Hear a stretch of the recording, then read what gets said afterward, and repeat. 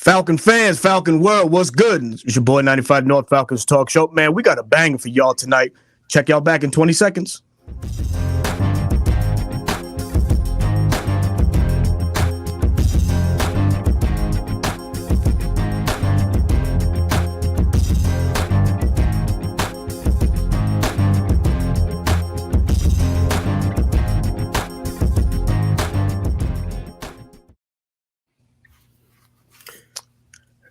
Oh man, Lord, it's that time, man. It's that time.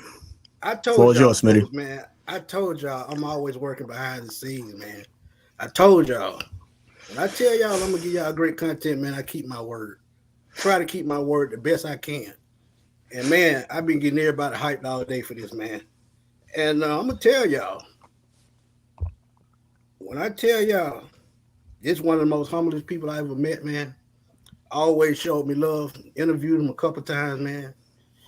And when I tell y'all, he open and honest about everything. But before we get going, man, let's give a shout out to the chat. Alberto, go ahead and do that before we bring Roll call. Yes. Roll call. Thank you to everybody that's joining us in the chat tonight. Nate Newt 116, what's good? Greg at GBC Custom Kicks, shout out to you, brother. RGA ATL for life, the plug. What's happening, brother? Archangel, Shaka Zulu, Edward Mitchell. Thank y'all, everybody. Thank y'all for the viewers that are watching right now at home. We appreciate your time, man. You could have been anywhere in the world, but you're rocking with us tonight. And we have a gentleman that needs no introduction, man. Damn. No introduction. Man. But before my favorite pass rusher. Before we get to John, man, let's get it. We got to give a shout out to our boy Chase for stopping. Yes, sir. Absolutely. Tonight, man. Appreciate y'all having me on. Appreciate Y'all can check Chase out on YouTube now.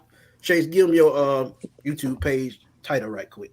Yeah, man. So I started off co-hosting for One Time for the Fan, and kind of my buddy Jack kind of just worked me in opening my own channel at Dirty Fanatics United. That's at Chase_ATL. Catch me on Twitter. Do YouTube shorts. Try to do a couple lives here and now, but definitely appreciate y'all letting me join with a Falcon legend like John Abraham. Definitely. Absolutely. No doubt, bro. No doubt, man. Absolutely, we try to support everybody, man. You are up and coming YouTuber, so we're gonna support you till you get to where you need to be. But appreciate it. As I said, man, no introduction needed. This dude, man, freakish athlete. Definitely made it more on this in Atlanta as a pass rusher.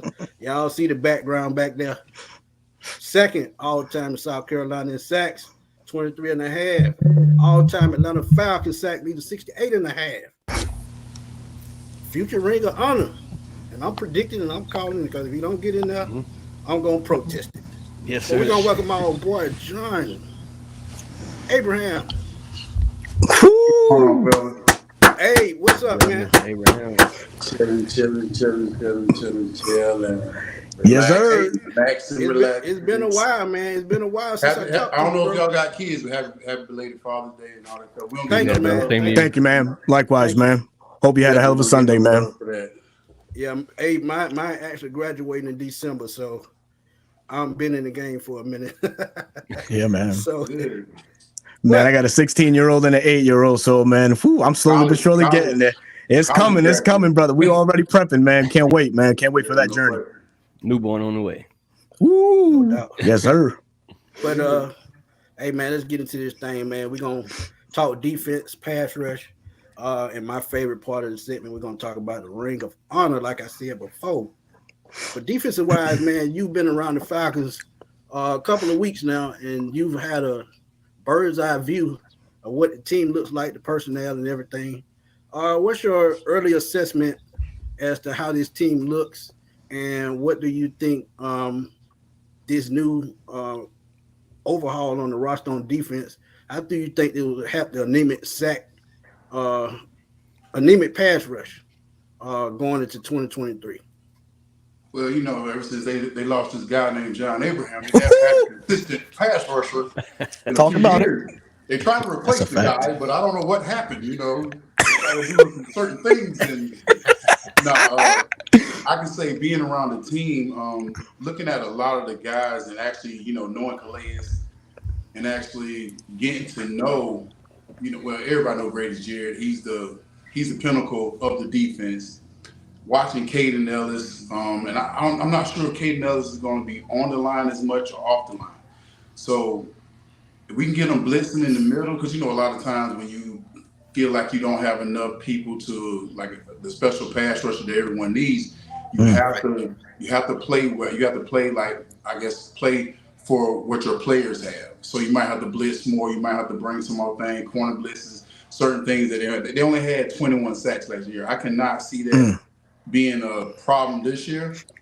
I can see us in the 40s possible. Because just with the guys we brought over, with 5+ sacks each, I think that'll work. Calais is 1 sack away from being in the 100 club. Grady Jarrett has 32, and the number of sacks he had in his career doesn't show his disruption. Because you would think he had about 49 to 50.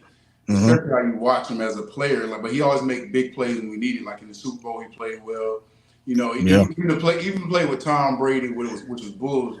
But it still was a play. It still was a play that got Grady name out, and that's the kind of guy he is. That's the kind of effect he has on the game. I definitely feel like I feel good about the team. I actually looked at their record last year, and we only really lost one game, and that was against the Bengals. That was by like 18 points. Every other game was 3 points here, 6 points. Nothing was double-digit loss. Right. So if the running game is like we want it to be, and the defense could be half of what they were last year, like just half. Like if they go from 24th in the run game to 12, if they go from sacks, they go from 21 to low 30s or high 30s and low 40s. The whole defense, because we're not that far off. If you look at the scores, I'm looking at scores 1 point here, 3 points here. Yeah, 10 more sacks. I think it was. I thought it was going to be. Because it's 10 games. I'm thinking it's going to be like ridiculous. Like the scores was going to be crazy out there. Crazy. Like, no, these games were close games in every game. And if the running game comes like we want it to come, the defense is definitely. Because think about it, the best defense is having your offense on the field. So that's a smart thing they're doing with the running game. The only problem I have Very with the good running point. game, as long as we don't get in no gun-slinging contest, Yeah. that's the only problem I have with the gun-slinging thing. But I love the running game, and I love Arthur Smith as a coach. And as a person, he seems like he's all there. Yeah. Like, if he can keep this job for 5 to 6 years, I can see the Falcons being perennial NFC South winners. Because, More than we deal once. with Carolina. We deal with the Carolina Panthers with the rookie. We don't know what's going on in Tampa. We got the broke down car in Walton. Baby. This is the time for us. Like, this is the time that we should just stay humble and just beat the hell out of people. That's right. Just be honest. Just looking at it. If you look at the schedule and you're looking like, okay, well, they got this team, they got this team. They got a couple games that we're kind of scared about. But the 7-10 team last year can flip and be a 10-7 team so easy. Even last year, like just looking and with Mariota doing whatever he did, and having Ritter come in and being confident. You think about it, Ritter has the most experience in our division. He's playing what two games, 4. Like, so there's a lot of stuff here that we got to look at and be like, hey, we're not that far off. Yeah.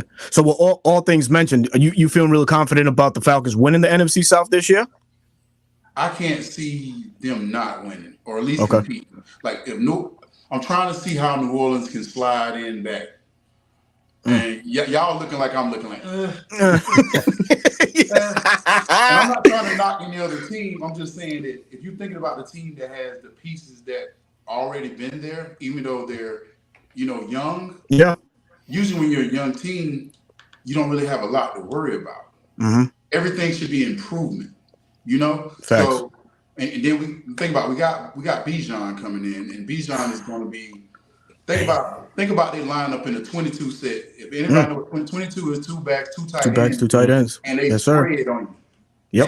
And they spread. Everybody talking about all the little different techniques and different stuff they can show. That's stuff that's going to help the defense, because people don't understand if you're on a team that the defense is tired all the time playing 70 plays, your numbers are going to look skewed. And I think that's what's wrong with the thing, because I'm looking at the yardage per game. I'm like, they only scored 17 points this game. But the yardage is like 200-300 because the defense is on the field a lot. But the defense played well last year. It played better than people think. Yeah. You look at the numbers and the sack total. If you're winning a game and you're able to run the ball, that's what it's going to look like. John, you played on a pretty talented team back in 2012, man, and the offense was kind of like pick your poison at that time. We had a young Julio, Roddy was a mainstay, Harry Douglas, acquired Tony Gonzalez around that time. The defense was looking good. I mean, you was leading the helm, of course, and Jonathan Babineau and such. Do you see any similarities within this ball club now to that year? Not at all. Not at all. Okay. Really different breed. I ain't gonna sit here like, man. Don't even like, yeah, man. I see you. Yeah, I love it. Good. All right. Man. Okay, I had Babineau. We got great year. That's an upgrade. And I ain't trying to knock Babs. Babs. No, hell no. But great is a little upgrade on that. You have Calais Campbell. I think we had. I can't even remember wherever the end was. We had the opposite end. I can't even remember. Yeah, Croy Behrman. Croy Behrman was there at the time. Like I said, I don't remember the other guy. Like I said, I don't remember that. I didn't stutter. I said I don't remember the other guy. That's cool. So you got Calais Campbell now. So on the D line, that's an upgrade automatically. Calais even Bud Dupree coming in, I think if he can stay healthy, he can stay healthy and play beside either one of those guys, his sack number is gonna go up. Because when I played against Calais, I was in my 14th year. I came in with 11 games left and I had 11 and a half sacks. So being able to play with Calais and playing out Calais is good. I think the only person I'm looking for in the defense that I really have my eye on and this is the guy I want to do well is Akuda. I think if you get Akuda, the whole D line will perk up. Because you have AJ Terrell that's doing great, and he's really not getting a lot of footage and a lot of notoriety because of the team he's on. If he was on any other team, you'll understand like this dude is balling. You know what I mean? So if Akuda can get in that place, because I know one year I played, I think I had 5.5 sacks, and they were like, "John, you falling off." I said, "No, the ball was coming out too fast." I said, "How you want me to get sacks?" I said, "Look," I said, "I had to turn on film." I literally turned on film. I turned on film and I said, "Look, how fast you want me to get there? How fast you want to get there?" There you go. And I walked out. Yeah. I went home. I went home for the day. I kissed my ass. I said, "Y'all take me off. I said, no, y'all better do the film work first." I said, "I know." I said, "Look, this ball is coming out like this." So if you can get a corner that can play good man coverage or a corner that just know how to play good cover 2 and cover 3, we're good. So Akuda is my guy, and I think he went through a lot, and I think people are signing him off too soon. So I definitely want to see him out there, and I want to see him play because I think in this type of defense that they can scheme stuff around, I think he'll be more comfortable at home. Very good.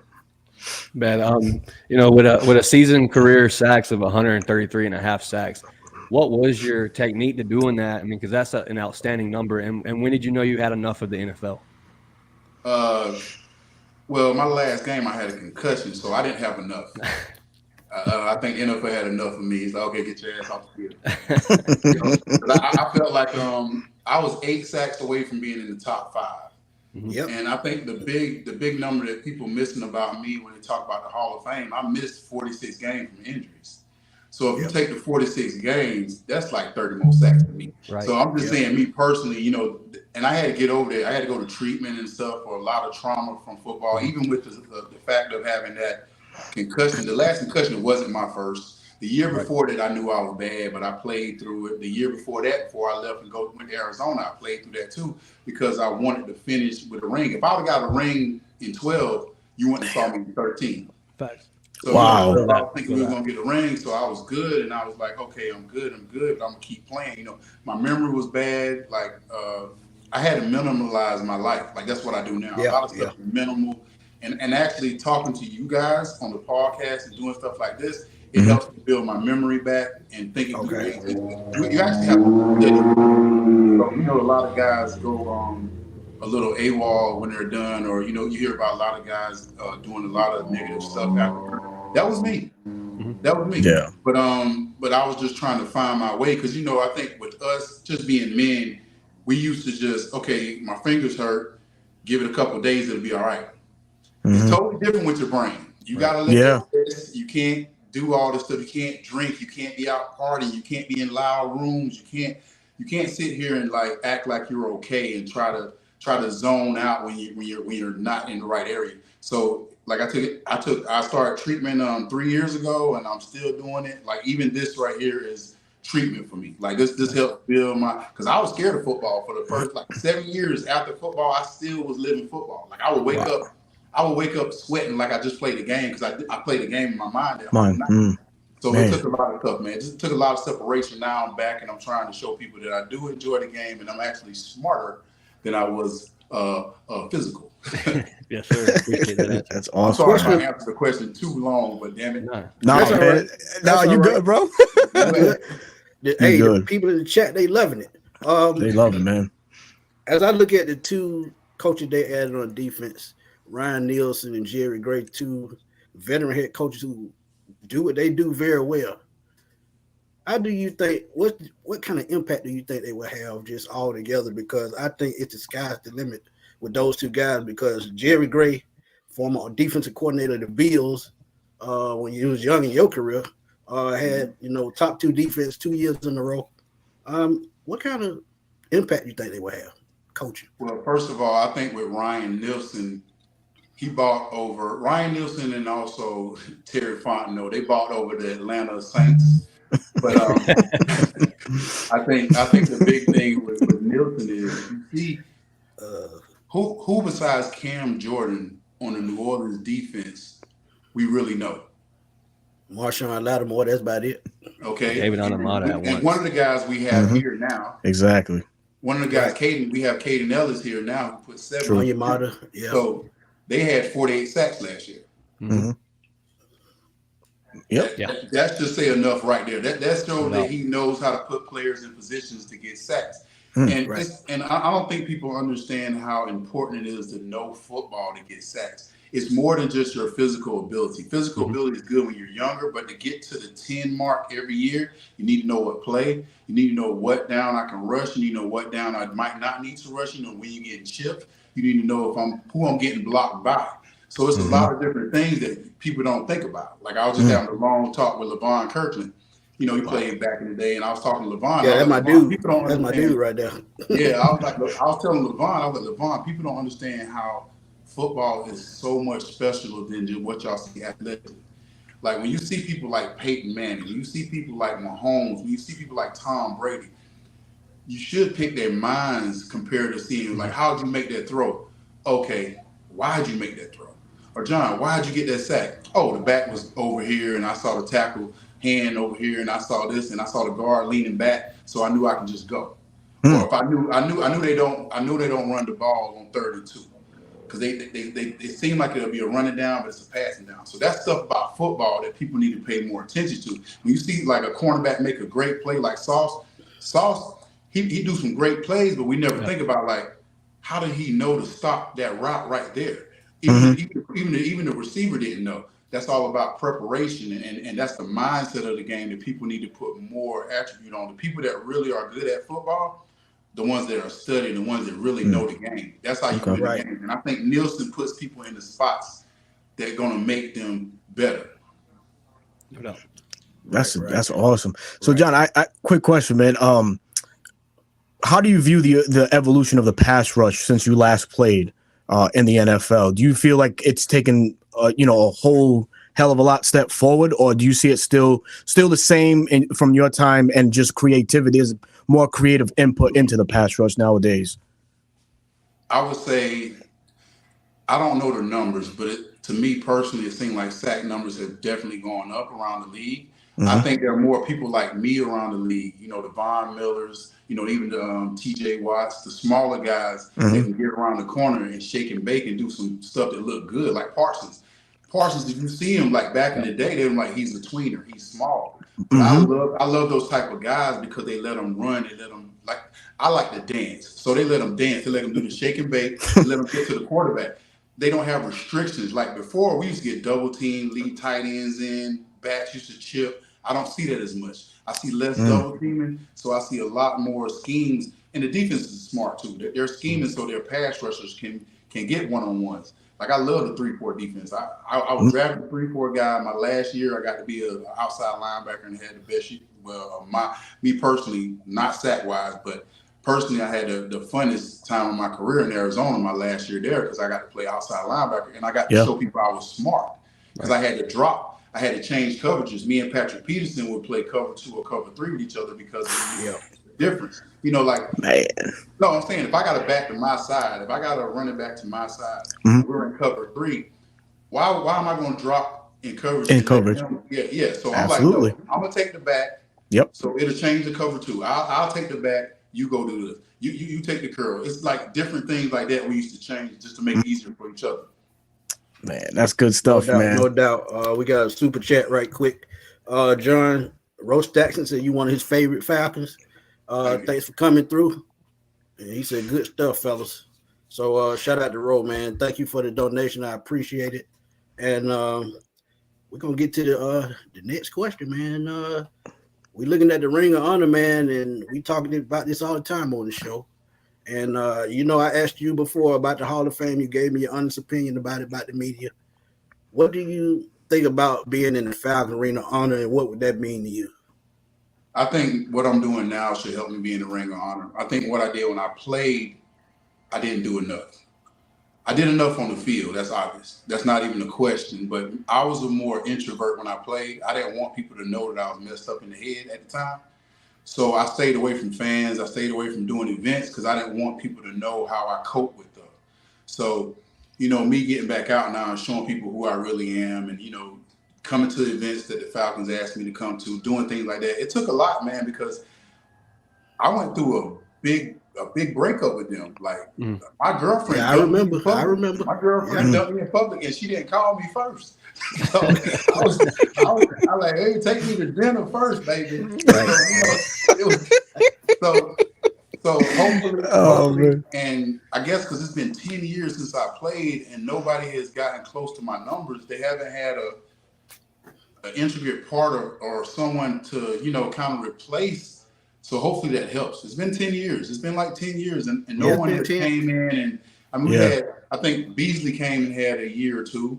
And, you know, we were looking like, okay, Beasley's going to be that guy. He led the league, but he wasn't consistent like I was, you know, every year in and out. And I gave my body for this team. I literally gave my body for this team.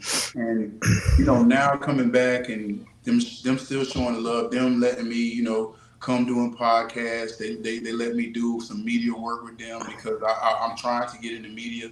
So I think this is the part that can hopefully push me there. If I'm not there this year or a few years down the road, that's fine with me. As long as I got the appreciation from them, I got the appreciation from the fans. Like when 100%. I walk around, people know who I am, so I'm not mad. You know what I mean? And at the end of the day, I'm still like, if I ain't the leading sacker, I'm the second leading sacker. So my numbers say that he was good for us. And once I start talking to people more and people start seeing me and they're like, yeah, he deserved to be in there. He's a cool dude. He ain't the John Abraham from the news that always get in trouble. He's totally different. He was just going through some stuff. He's a grown man. Stuff happens. You know what I mean? Especially when you don't know how to cope with things. You know, you get in your mind that this is right. I can do this. I can do that. You know. So. I got one more. This is one stat, John. You have one career INT, and it came against the Aints. How gratifying was that to get your first career interception off a Hall of Fame type quarterback in Drew Brees? I would say it would have been real gratifying if we'd have won. And also if I wouldn't have got tackled by Drew Brees. That was facts. That was a house call. If I know what I knew now, I would have caught it and I would have tossed it back to Bierman. Because I thought we had the game then. I said, okay, I got the pick. I'm like, I got my first pick. And something told me I was gonna get it, but I ain't thought I was gonna get it like that though. But it was a freaky way to get it, but it still was cute. But if I would have scored, I might have been on SportsCenter or something. You know what I'm saying? Right. Facts, man. It was cool. I got one interception, but when I was in New York, I played with cast on my fingers like this. Yep. So it went, and then I didn't drop much either. So Oh man, that's great, man. That's great. Any go ahead, Smitty. What would you say was, and this is a question from one of my buddies, Winston Thornton. He said, "What was the highlight of your career, and what was the low light?" The highlight of my career was definitely getting drafted. Just solidifying my mom ain't had to work no more. Hey, boy, that's what it's all about. I will give you this as an example. When you first started this podcast, it was different than it is now, right? Right. But when you first started, how was that feeling? That feeling was just like, oh my God, I'm doing it. You got your work go out the way, and you felt like that's pretty much how I was when I got drafted. Like, you know, everything afterwards was spectacular, and they had great moments. But that one moment, just hearing your name, everybody listening just for your name, that never happens in life. So for me, being 21 at the time, it was just, you know, having my mom there, having my family there, and getting drafted to New York. Bro, I would never have that feeling or the feeling of getting a sack again in my life. And those are two feelings that, you know, I can't tell you how I feel unless you've done it before. John, one question for you. Who was your favorite quarterback to sack? Whoo! And all of them. What kind of question is that? That's the dumbest question. Every time somebody asks me after that, is the stupidest question. There's got to be one quarterback. There's got to be at least one quarterback right you now, despise. You pad up and put the ball in your hand and take a snap. I hit your ass, I'm happy. Oh, man. I don't care who it is. It could be Bubba Chuck. I don't care. Hey, you can put your mama back there. And I ain't talking mama jokes. I'm just saying, anybody who got that rock, I don't care if they could have put my mom back there. I would have hit her too. That's the same. So it didn't matter who it was, man. I'm telling you. But I'm saying what team I enjoy sacking? New Orleans Saints. Oh, yeah. 100%, baby. Hell yeah. It would always be the Saints because it was just different. Because if you ever been into Atlanta in a game, they run the deal. They fans come in here like they running. No so doubt. whenever we played them in the dome, it was just like, oh, I got to get a sack on Drew. I got to get a sack on Drew because they was hyping him up and they were doing all this. I said, oh, I got to get a sack on Drew. It hit different when you talk trash. Yeah. John, if you could speak just a little bit more on Arthur Blank, man, and what he means to you. And I know I saw an interview not too long ago. You spoke very admirably about Mr. Blank there. He smells like money. So if you could chime in a little and just talk a little bit about that, man, what led to your decision to join the Atlanta Falcons back in 2006? Hey, man, I'm going to give y'all something funny, though. You got Arthur Blank and Arthur Smith. Them two rich brothers. We straight. I was doing my research, right? And I said Arthur Smith. And they said, Dad. I'm like, this ain't right. Hold on, this ain't the right Arthur Smith. He refreshed. This ain't the right Arthur Smith. Hey, Dad, I was like, what the? I was like, oh, yeah. Lord. But I can say one thing about Arthur Blank, and just watching him on TV, that's literally Arthur Blank. He's not one of the owners that you see you see him on TV standing like this, like they had something to do with the game, or they really talk to the players, or you see them shaking hands. First of all, if you see an owner come in shaking hands like at the beginning of the game, he probably don't know you. Because most owners will just come to me. I ain't gonna shake your hand every time. If I know you, I ain't gonna come shake your hand every time I see you. Right. I ain't doing stuff with camera. You see Arthur, like, he'll just put his hand on me like, hey, how y'all doing? Y'all good? All right. You'll see him like standing beside somebody having a conversation. So that's a big thing that you see that's a lot different from other owners. You see some owners come out every now and then, you see them shaking guys' hands, and you say, okay, this guy don't know him. Think about it. Because if I first see y'all, I shake your hand. After that, I'm like, what's up, man? You good? I'm not going to sit here and do that. That's the kind of thing that Arthur brings to the table. And Arthur, from his soccer team to Mercedes-Benz Stadium now, he's always trying to be a winner. And I think he brings that love to Atlanta. You can go anywhere in Atlanta and someone, or he's touched somebody in Atlanta. I remember one time when I was at training camp, this was when I first got to Atlanta, I was sitting here looking at this big old facility because in New York we had a small facility. I was looking at the facility and I was thinking about all the cars in the parking lot, all these balls and all these like stuff all around. And I was like, dang, he on all this. I'm like, every car in there, because think about it, in some way or direct way or indirect way, he paid for all this. I was thinking about my car, I was thinking about the house I got. I was like, oh, that's Arthur Blank. So think about that when you think about the city of Atlanta, because all these guys that play on the team, the coaches, everything, all them houses, that is something from his tree. So that's amazing. Yeah, that's true. That's dope, man. Let's get it, GA. Thank you for the donation, man. Truly appreciate it. Said many blessings, fellas. Big John, he said, good to see you, brother. You was a beast. We haven't had any dominance since you left. And you talked about that a little earlier, man. And speaking of dominance, who did you model your game after? When I first got in the league, I tried to be somebody I wasn't. I tried to be like Lawrence Taylor. I tried to be like Bruce Smith. I tried to be like, every other guy with Derek Thomas. I tried to be like all them guys. And it got to the point that when you're going to be John Abraham. And once I start being John Abraham, I start doing what I was good at. I stopped trying to do his move. I stopped trying to do this. I stopped trying to listen to the coach. I said, John, all season I worked on what I was good at because everybody was like, John, you a speed rush. Everything comes to speed, you a speed rush. I said, I can bull rush. I can counter inside. And I started doing what I wanted to do. And be able to do what you want to do, you have to do it right. Now, you can't just do it and say, I'm going to spin inside and then you mess up a whole play, then you'll never do it again.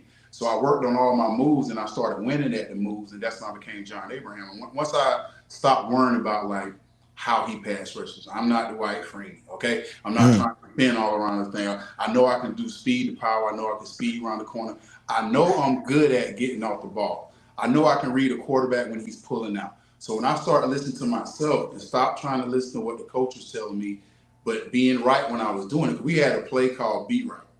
My coach made it up. He was like, I don't care what you do, just be right. He's like, look, I'm dead serious. He was like, and I think this is something I made up in my head. Like once you start looking at a player and you start saying like why he do that, when you stop being a shoulda player. Everybody see a play like, oh, Matt Ryan should have threw it here, or Matt Ryan should have did this, or John Abraham should have stayed outside. When you get to a player where people watch, they be like, oh, I wonder why he did that. When they start thinking that you should have did something else, they're going to be like, oh, yeah, they're going to think you're right every time you do something. When you get to be a good player, like they don't even worry about like why he did that or this, or he should have did this. They don't say should no more. They be like, well, John Abraham went outside. I wonder why he did that. You will wonder why, but you ain't going to say he should have done it. You ain't going to say he should have done that. So when you get to be a player like that, that's when you know you made it. No doubt, no doubt. And what coach pushed you to be great? You talk about coaches. What coach gave you that extra drive? I had a lot of coaches, but what pushed me to want to be great was my mom.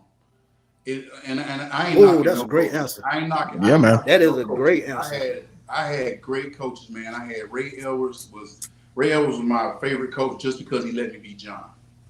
You know what I mean? He let me be myself. He didn't worry about. I could talk to Ray and tell Ray, well, Ray, I'm gonna do this week. All right, do what you want. We got you. I'm getting these boys right. So certain things that a coach brings. I talked to one of my coaches from college, Rick Petrie, and I told him I was talking to him because my recruiting guy Brad Lowen passed away this last week.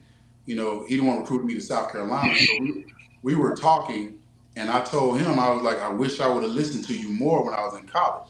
He used to tell me to stretch. He used to tell me he used to try to get me to learn the game. But I was so physically talented, that's all I was trying to do. I'm going to outrun everybody. I'm just going to run around and try to catch every play and do this and do this. And I probably wasted so much energy doing that. But me and him had a great talk. So those are two guys that were very integral in my career from college and in pro. But my mom was definitely the person that pushed me, but she wasn't trying to. But, when you have something in the background that people don't know about that pushes you, it's a different type of leverage. Right.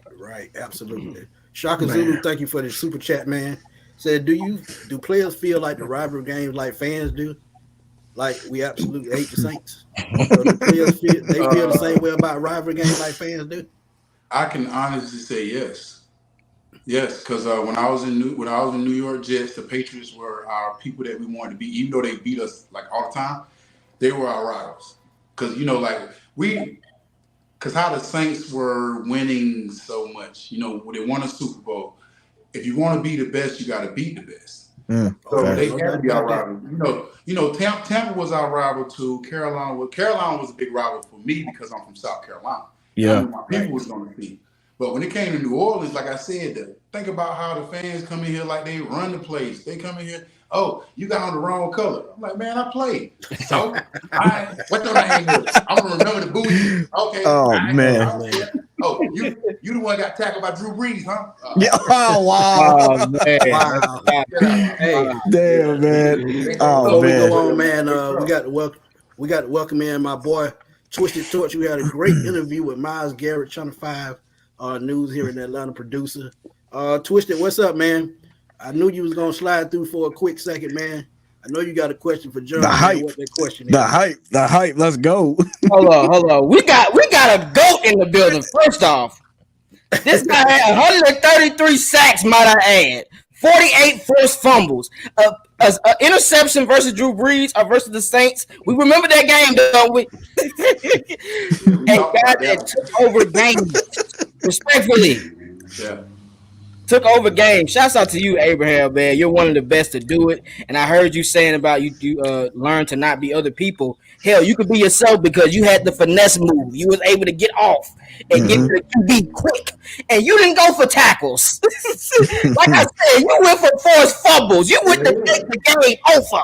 And that's what we're missing. So I need you. That. No, I exactly need you to talk to these DNs. Man.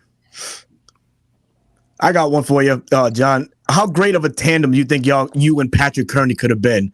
I mean, me as a Falcons fan, that's a soft spot. That's a soft spot for me because you talk about Pat, I talk about. There's so much stuff that went wrong those 2 years. From Pat, from me getting hurt, from losing Mike Vick, man. Because my big reason the year before I came to Atlanta, I was with the Jets. And we played in the Dome, and I'm black if y'all don't know. And if you come down to Atlanta, I walked in the Dome and I'm like live band over here, people playing over here, Mike Vick over there looking fresh as hell with braids. I'm looking like they got the red and black fans going crazy, man. I'm looking like, dude, I would love to play here. Like this place is always jumping. And just the atmosphere, you felt like you're gonna win. Like back then, I don't know how the Dome. It ain't the Dome no more, but the Dome back then. And I honestly could have went to other places, but when they said Atlanta, I was like, no, I want to be there. Like I gotta be there. So make it happen. Pat went on in Seattle and had a Pro Bowl year the next year, and we ended up getting that boo boo coach. Pity Pat. We ended up getting Pity Pat. So so that's why I said that goes when you talk about Pat, it just goes straight down to man. Man. I got a question. I got a question for you. Go ahead. So how were you able? Because throughout these years with the Falcons, it was pretty much you, Babineau. As far as making plays, we depended on you in key moments to make a sack or a forced fumble or anything. So how was it going through those stages and those key moments, knowing that you're the guy? Did you have any pressure moments, or were you just able? Never pressure when you want to be the man. They ain't never. There we go. Hell yeah. Honestly, I look at my career sometimes and I say, I wonder if I had somebody that can push me harder. Like when I was in Arizona, I had Calais. So Calais got the ball. I was like, what this dude's good. He had like 8 sacks. That's the first time I had somebody had like almost the same thing I had. So for me, it's more of like I had to pick my game up because I said I got to do extra because just getting a sack ain't gonna do it. I gotta get the ball out. Like I got to make this run play because and at the time they were kind of counting my plays because I was older and they were like he getting hurt here and there. So you had to watch like when I played sometimes. So for me, when I got a chance to play, I said, I got to make a play. Like, I can do this or I can do this. Like you said, I ain't make no tackles. I'm trying to get the ball out. I'm trying to get on Sports Center. I'm trying to do stuff that, remember, like, there's a difference between being a good player and being a playmaker. I always in my mind felt like I was a playmaker. I never felt like I was a good player. I knew how to make plays. I said, look, John, you are a playmaker. You since you were in high school, you've been a playmaker. You don't have to get an interception all the time. You don't got to score a touchdown. But if you give your offense a chance to get the ball back, it's just like a turnover, bro. Let's do that. Yep. John, you mentioned something very interesting there, saying that you wish you had somebody to mentor you or you just be there, bright, as an equal, so to say. So on this current Falcons roster, we got a young man by the name of D'Angelo Malone. Would you ever like to work with him individually? Do you see any traits in D'Angelo Malone that you could say, like, man, listen, young man, refine this and this, and you'll be Gucci. You'll be good to go, man. He shaped funny. Hey, I was like, man, that boy, he supposed to be a basketball player that plays football. Oh man. I was looking like, I said, who that is right there? They was like, that's. I was like, oh boy, oh boy. No, but seriously, I would love to, and if they paying it, I'll go out there and coach. I ain't gonna do no free stuff. I'm too old to be free. I'm 45 years old, man. I need that. I need another 10.99. I need some shit coming out. You know what I mean? I need right behind you. Hey, I know how you feel. I'm right behind you, bro. Oh shit. You know, you get a certain age, you're like, yeah, I can't do. Like what they said, if you work this hard for a skill, you should get paid for it, right? Mm-hmm. Yep. I think they kind of did. Yeah. But I would love to just work on the person. But if I was going to work with someone, that's the only reason why I don't coach, because I don't think people have the same mind I have. So I might say do this and do that. Like when I became myself, if I was going to coach somebody, I'll tell them like, what's your best moves?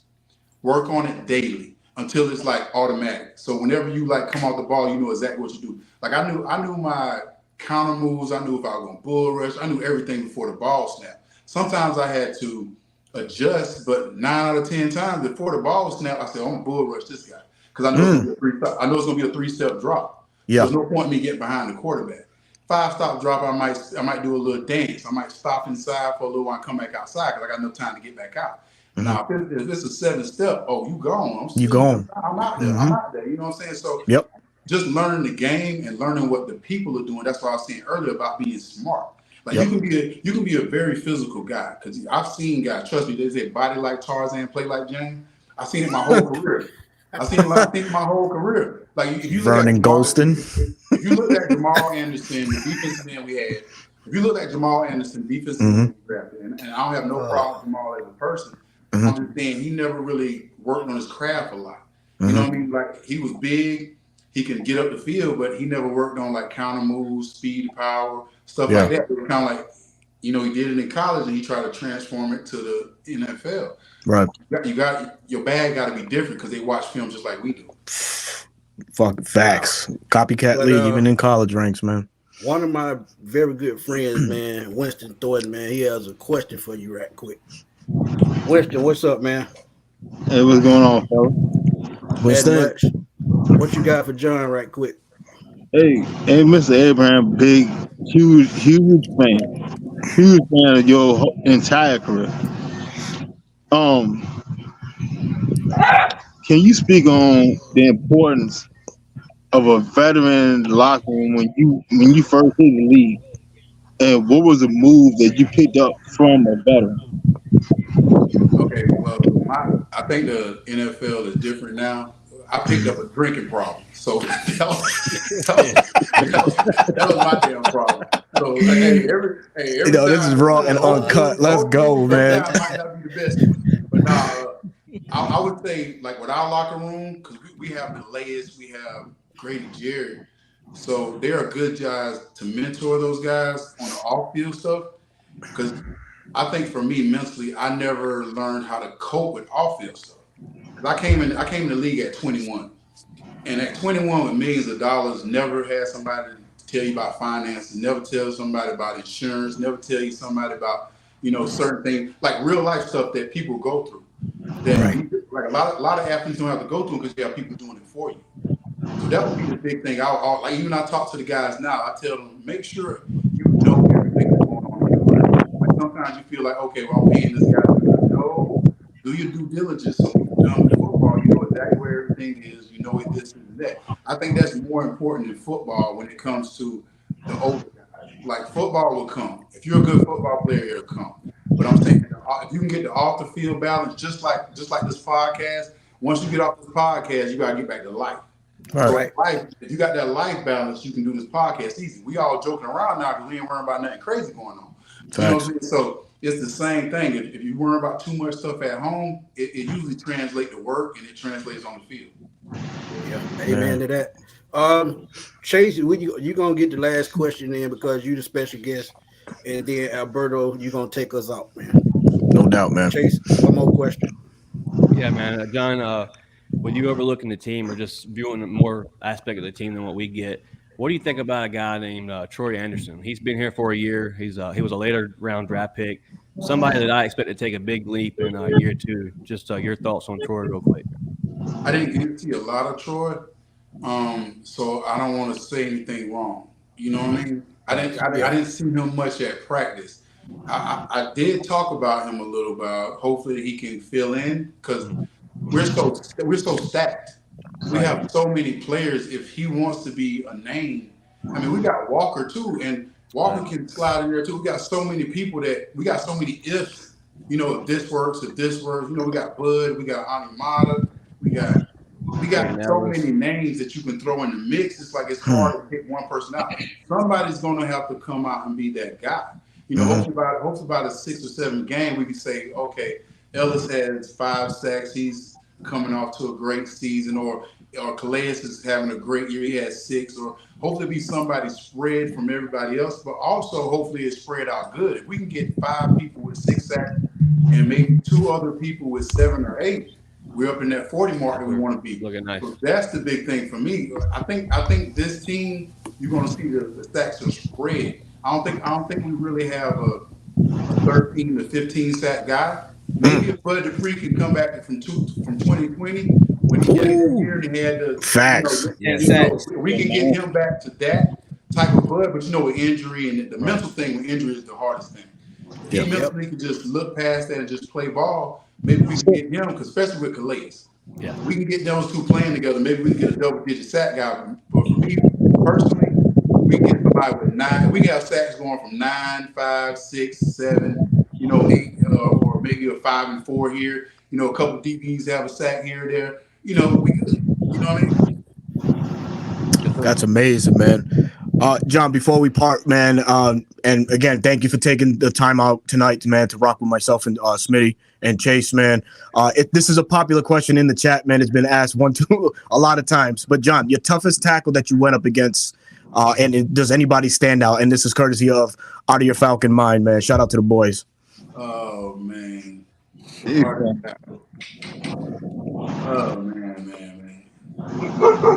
Anthony Jones from Seattle. Walter Jones? Yeah. There ain't no shame in that. Yeah. Boy. Yeah, it was not even close. Like what messed me up with him, he don't talk. He didn't say a word. Like you'll give him his best, you'll give him your best move, and he'll just be like, he just walk back. like ain't nothing happened. You sitting there working, he just and this dude, something is wrong with this guy, but he's probably the mental thing is when you want to because usually when the tackle start talking trash, that's when I like to turn on. So it was tough, but he was definitely probably the best I played with, Yeah, man. Oh, man. Well, there you have it, folks, man. This is going to conclude this part of the show, man. Everybody in the chat, thank y'all for rocking with us tonight. Chase, Winston, Twisted, thank y'all for joining myself and Smitty, man. John, man, we would love to just talk to you just a few more seconds off here. But everybody, man, we thank y'all for tuning in tonight. Peace up, A-Town down. Smitty.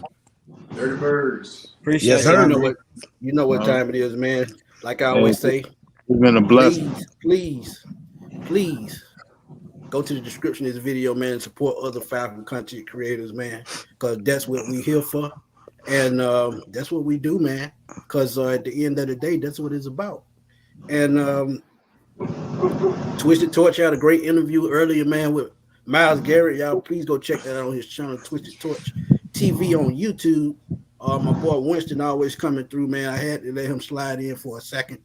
He support me from beginning to end. 100%. I appreciate it, y'all. Yes, sir. Hey, Chase, I appreciate you, my brother. We definitely gonna have you on during the season for post game, preview shows. Anything we do, we're gonna have you tagged into it, man. Trust me, because we want you to grow. I appreciate y'all. He's a New Orleans Saints fan, I guess. He says, "Who that? Coming to the show love to this channel, man. I appreciate it. Who'd you? Been sub for a while, but finally able to catch my first live. Great show and love the rivalry between us. Love hearing talking about football. Great show. I'm a Saints YouTuber. You drop that link in the chat, and you ain't got no check it out later. Yeah, we're gonna holler at you this season. You might have some shows. All right, man. So for y'all, everybody here, man, this your boy Berto, your host of the 95 North Falcons Talk Show. From my boy Smitty, my boy Chase, Twisted, Winston. Man, we out of here, man. All I got, Hey, y'all, hey, man. one more thing. Big Oh, shout go out ahead. to out of your Falcon, man. Absolutely, man. That They goes was- without they saying. was, locked on Lockdown Falcons. Locked on Falcon. Absolutely. Today. One Great time for the fan. episode. Yeah. It's a big shout out. Appreciate y'all for the invite. No doubt, man. I appreciate y'all truly. All right, man. No No doubt, doubt. man. Be safe, everybody. Peace. Peace.